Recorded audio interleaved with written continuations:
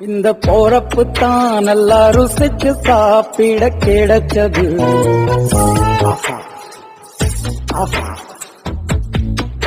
அத நினைச்சுத்தான் மனோ உலகம் முழுவதும் பருக்குது. அட சுட சுட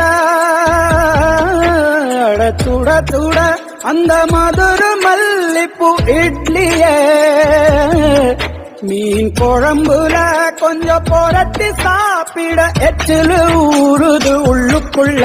இந்த போறப்பு தான் இந்த போறப்பு எல்லாம் ருசிச்சு சாப்பிட கிடைச்சது. அட சுட சுட அட சுட சுட அந்த மதுரை மல்லிப்பூ இட்லியே மீன் குழம்புல கொஞ்சம் புரட்டி சாப்பிட எச்சிலு ஊறு